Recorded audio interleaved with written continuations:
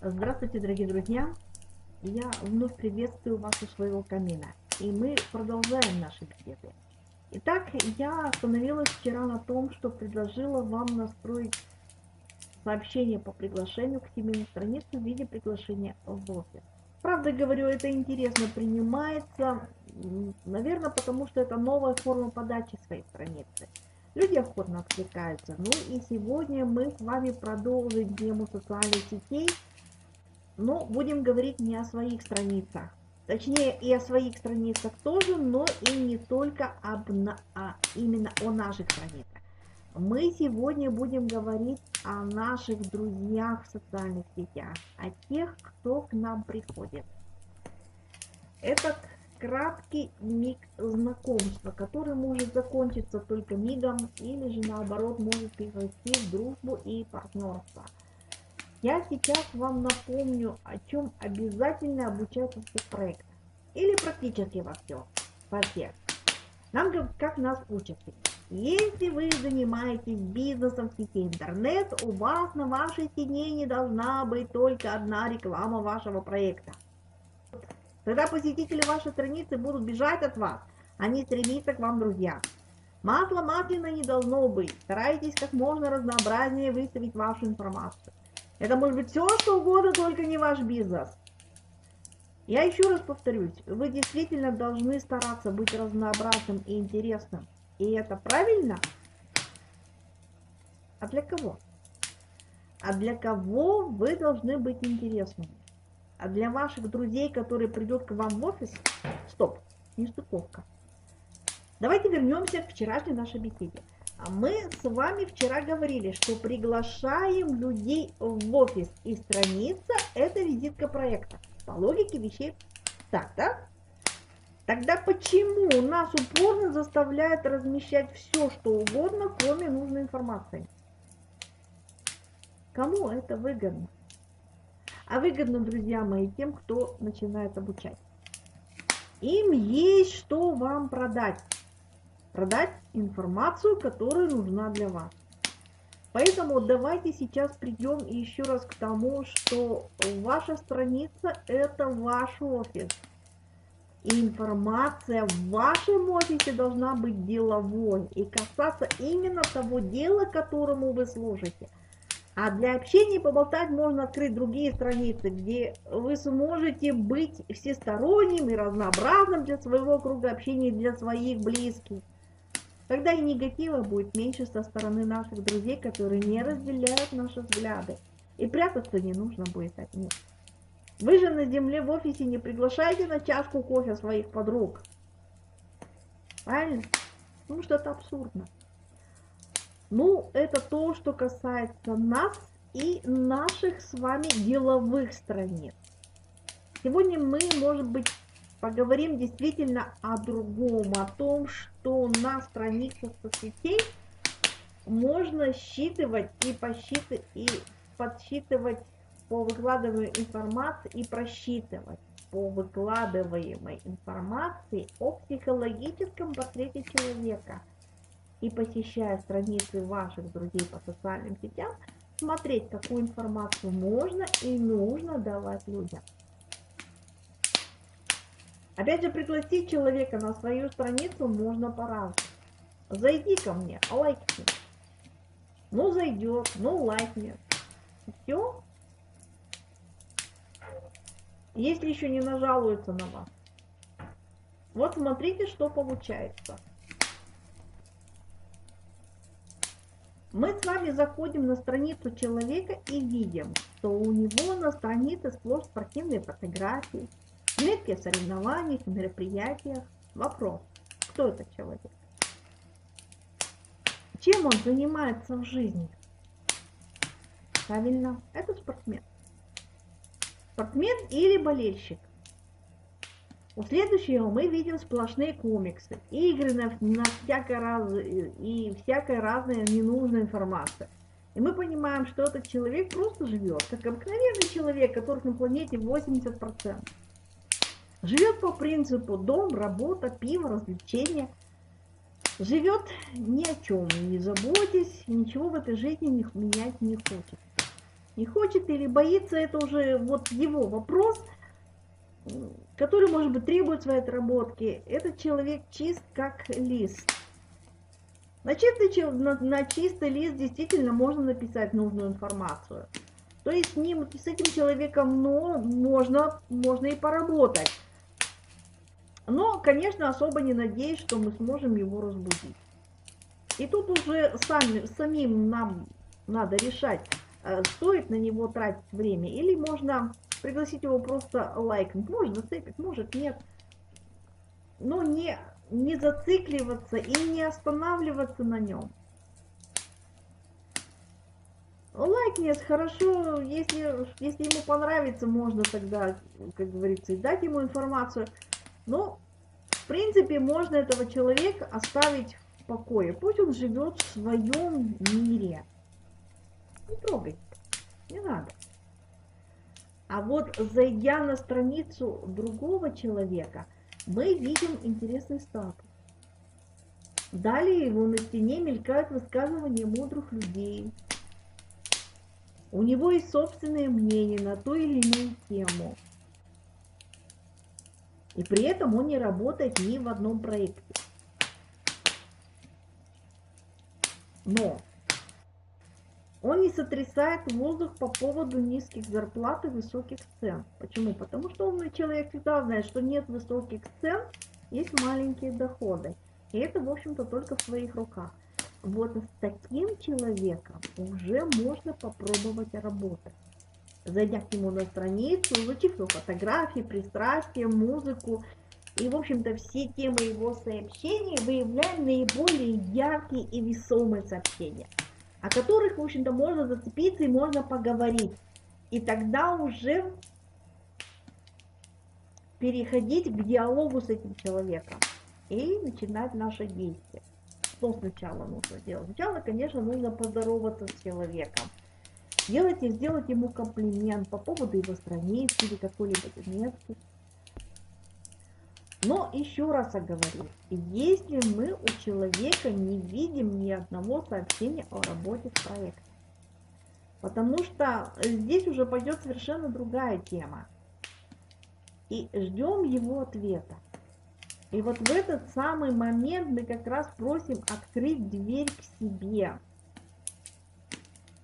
И если эта дверь не открывается, и вы чувствуете, что человек закрыт для общения, оставьте его в своей скорлупе. У вас впереди много друзей, открытых для общения, которые ждут вашу информацию, которым нужна ваша информация. Но это уже другая ситуация. А если человек открыт, вот именно в этот момент и нужно выходить к нему с вопросами. И старайтесь в диалоге найти место в его рассказе, где вы сможете быть ему полезным. Или же самому попросить помощи, даже если вы супер какой начитанный, умелый и знаете больше его. Но всегда можно найти какую-то точку соприкосновения, где вы сможете попросить у него помощи. Это очень ценно. Потому что человек прежде всего, он остается человеком. И он не хочет быть зависимым. А наоборот, он говорит, да, вот, если вы хотите, я вам предложу, вот давай, вот я тут, я могу тебе помочь. И вы с удовольствием идите на этот шаг. Идите на этот шаг, не пожалейте на это время. Потому что вы именно так вы сможете выявить его потребности и ценности. И уже приняв решение, стоит ли человеку делать предложение. И если да, мы уже потом будем знать, какое предложение ему сделать. В первую очередь, конечно, мы выявляем, на каком языке с ним нам говорить. Забежала немножко вперед. Для этого мы тоже задаем ему вопросы. Сейчас я специально не останавливаюсь на этой теме и не оглашаю этих вопросов, пока вы не получите тех знаний психологического портрета, которые мы с вами обязательно будем рассматривать далее в нашей беседе. Мы с вами, друзья, обязательно разберем все вопросы, которые нам надо задавать в том или ином случае. А пока На самом первом этапе просто выясняем потребительские потребности данного человека. В каких услугах он нуждается? Люди всегда хотят услышать, как удовлетворить свою потребность. Не нашу с вами, а именно свою. Вот поэтому от этого и надо отталкиваться при разговоре. И исходя, в общем-то, из всего этого, мы можем подтолкнуть человеку к чему-либо, задавая вопросы, чтобы человек задумался и сам пришел к тому, что вы хотите ему предложить.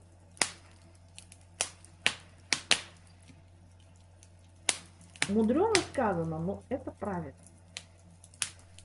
И это правда, и этому можно научиться.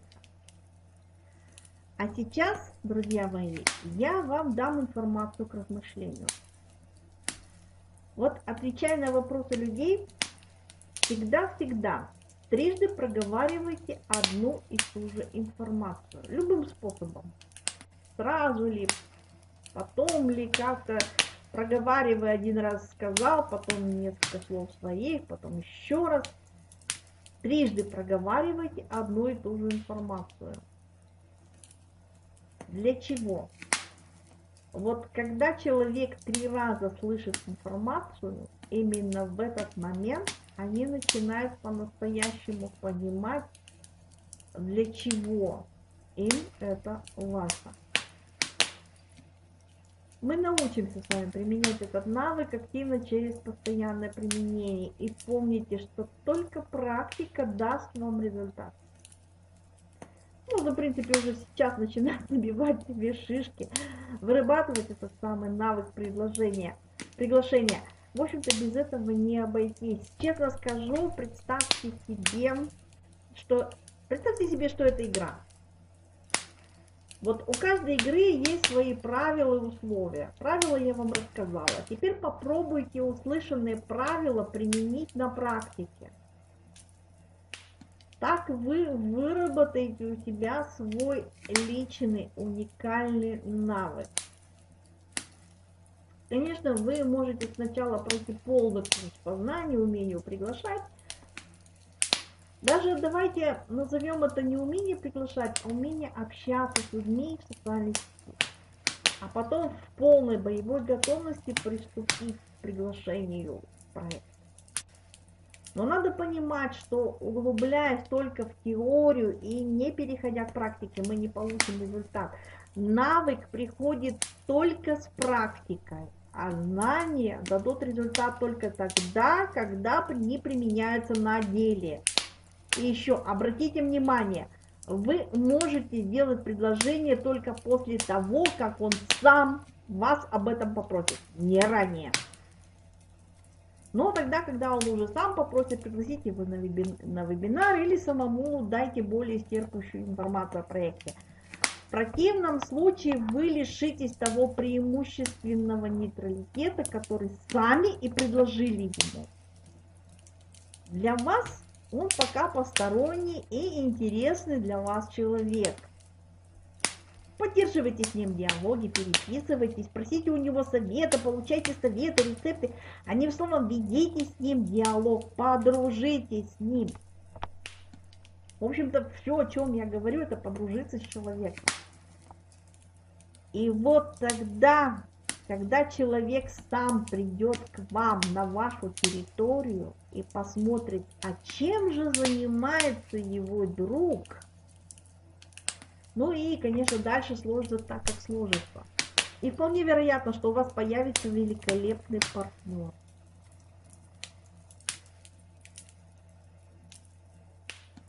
Вот, да, конечно, то, о чем я сейчас вам рассказала, да, это тот самый идеальный случай, который бывает очень редко. В основном все наши попытки встречают стену, барьер, но мы с вами не останавливаемся и идем дальше. Это не говорит о том, что все безнадежно и не имеет места быть. И мы рассмотрим с вами, друзья, другую ситуацию, когда ваши потенциальные партнеры говорят вам нет. И на все ваши усилия отвечают вам отказом. А вы знаете, друзья, что это происходит потому, что они вас не поняли, просто не поняли. Вот это порой самое главное и единственное объяснение, почему нам отказывают в поддержании нашего проекта. Почему, зная, что этот человек хотел бы зарабатывать, а он проходит мимо нашего варианта. И все только потому, что мы говорили с ним на непонятном ему языке. Он нас не понял. Почему не понял? Потому что мышление человека, всех людей, абсолютно отличается друг от друга, и мышление этого человека отличается от вашего мышления. Вот это уже научно доказанный факт. Мы все по-разному слышим нужную нам информацию, точнее даже не слышим, а воспринимаем. Это как сигнал светофора. Только сигнал светофора для всех един. Четко по инструкции. Красный, зеленый, желтый. Красный, стоп, желтый. Жди, зеленый, иди. Но мы с вами люди, и у нас внутри с вами, у каждого ползают свои тараканы, и свои инструкции, и свои сигналы, на которые мы реагируем как рефлексы. Это зависит от многого, от восприятия мира, от нашего воспитания, от нашей психологической картинки внутри себя. Но как раз зная и различая различные цветовые сигналы психологического портрета, можно настроить свой светофор или научиться разговаривать на языке своего собеседника так, чтобы он вас понимал. Вот как раз здесь и заключается тот самый секрет вашего успеха, что вы можете научиться говорить с разными людьми, чтобы они вас понимали. Существует особый секретный язык потенциальных клиентов. В общем-то, и освоить этот язык, вы сможете легко общаться с любым человеком и предлагать возможности заработка совершенно разным людям. Смысл обучения этого языка будет в том, что мы с вами научимся понимать, на каком языке говорит наш знакомый, и предлагать тот или иной бизнес на его родном языке. Идея заключается именно в том, чтобы выучив или поняв этот язык, мы смогли бы с легкостью распознать, какой перед нами стоит человек, с которым мы общаемся. Какого он цвета? Красный, синий, зеленый или желтый? Этому мы с вами будем учиться в следующих наших беседах. И когда мы с вами будем знать, то с легкостью сказав человеку всего 4-5 предложений, получим его ответ «Да, я хочу этим заниматься». Итак, друзья мои, чтобы это знать и узнать, я жду вас на следующие свои беседы. Ну а пока советую присматриваться к тем друзьям, которые добавляются к нам в социальных сетях. Просматривать их страницы. И наиболее скрупулезным из вас я предлагаю просто составить собственную картотеку. Я знаю, что среди наших партнеров много таких людей, кому понравится мое предложение. И они будут составлять подобные картотеки. Ну, а пока я с вами прощаюсь и до скорой нашей встречи.